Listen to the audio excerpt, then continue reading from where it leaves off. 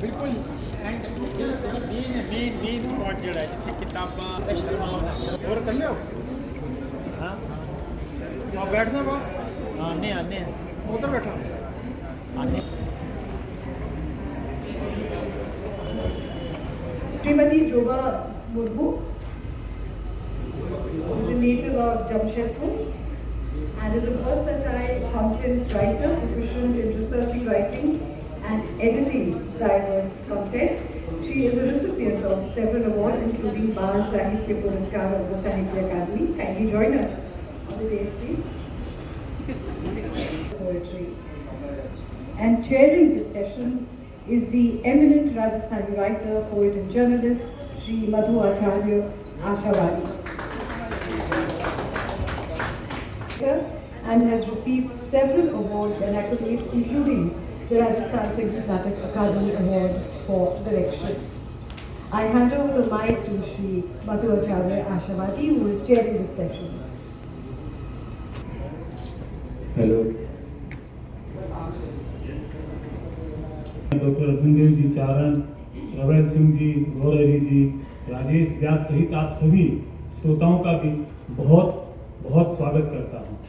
और मैं ये मानता हूं कि कम से कम इन कवियों के लिए और मेरे लिए बड़े सौभाग्य की बात है कि उनकी कविताओं को सुनने के लिए आज इस दीर्घा में माधव जी, अर्जुन देव जी, रवेल जी, राजेश व्यास, गौरहरी जी ऐसे लोग बैठे हैं जो आपकी कविताओं का सही मूल्यांकन कर पाएंगे।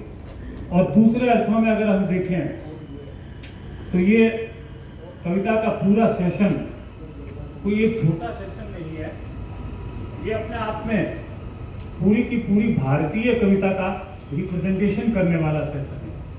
इतनी भाषाओं का एक साथ काव्य पाठ होना अपने आप में बहुत बड़ी बात होती है, जिससे हमें पता चलता है कि हमारी कविता भारत की कविता में मूल रूप से होता क्या है, भाषा उतना महत्व नहीं रखती जितना महत्व संवेदना और उसके भाव रखते हैं।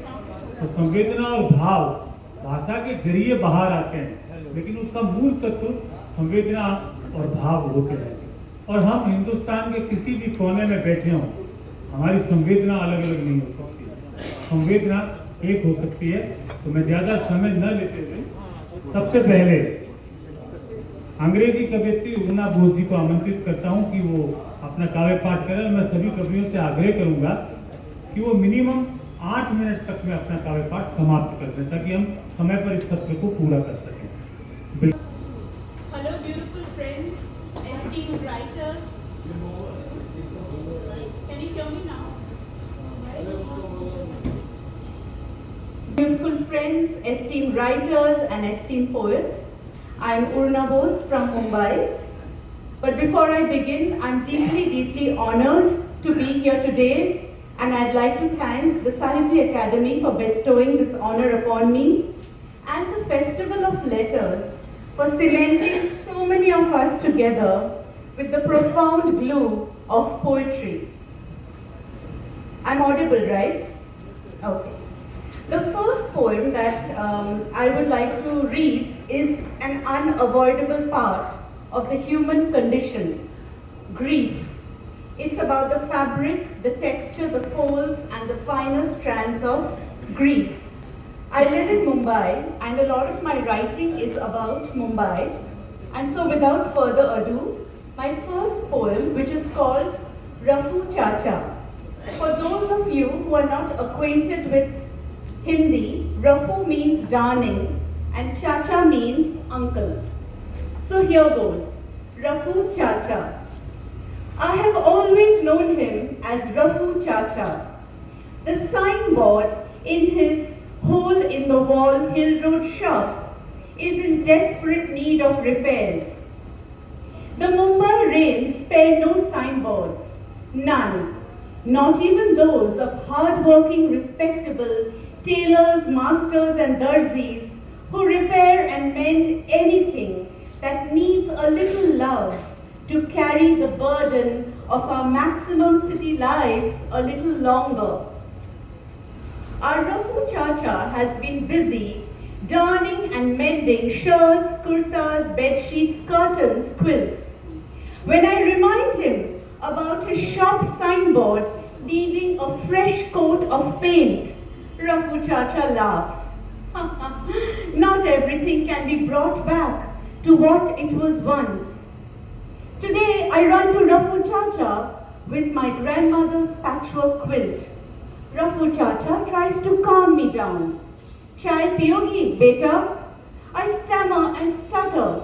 It's all that I have left of my grandma, Rafu Chacha. As Rafu Chacha mends my grandma's quilt, I ask, swayed by a stray gust of wind on Hill Road, Rafu Chacha, will you ruffle my torn heart someday? Rafu Chacha's hands tremble, deft fingers grow unsteady. I sit on my desperate haunches in his messy shop. Rafu Chacha wants to say something. My rawness picks up the scent of his rawness. Life is not meant to be lived like a perfectly stitched one-piece garment, beta, but in bits and pieces like your grandma's patchwork quilt. I convince my hollow heart. He must be right. Not everything can be brought back to what it was once. Rafu Chacha's hands work hard on darning my grandma's patchwork quilt with frayed edges and loose hanging threads.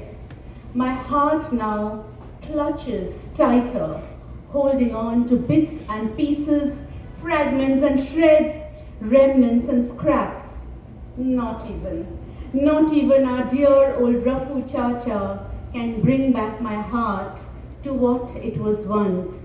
The fatigued signboard above shudders a little in quiet agreement. Thank you. Thank you, friends. That was my first poem. I'll read another short one. The second poem is really about how do we battle, negotiate and navigate deep in ourselves and in the larger spaces, the political and the societal micro and macrocosms that we inhabit, our deeply conditioned belief systems about the way we engage with the idea of a peace poem. For a peace poem can be both utopian and or equally provocative, prejudiced, colored, or even discriminatory, unleashing much fire, flames, or even an inferno. So here goes my poem. It's called Why a Peace Poem Must Die. The peacock must have its mating dance, the gulmohar its red, hot rage. Honesty must have its tail tucked between its hind legs, crouched behind the trembling bush, lest fate gets handed out nimbly, caught in the headlights a deer, ready for the clicking cameras of a horde of spectator sport tourists. Pink plumaged flamingos crash landing on an indolent swamp, a reminder that seasons are caravans as our politicians cultivated points of view and elaborately drawn up party manifestos, that blood-plumaged wars cannot be left behind in the pages of a yellowed history textbook, priced rupees 210, moth-eaten in a rickety stall in College Street, Kolkata. And the reason why a peace poem cannot hoist a white flag on its whimpering chest, the blaze, the agni, the fire breaking through the pores of its skin, is only because its voice will be gagged, its throat cut out in fine fleshy juliennes at the phantom hour of its publication. Thank you, friends. And with that, I'd like to hand over to the next poet.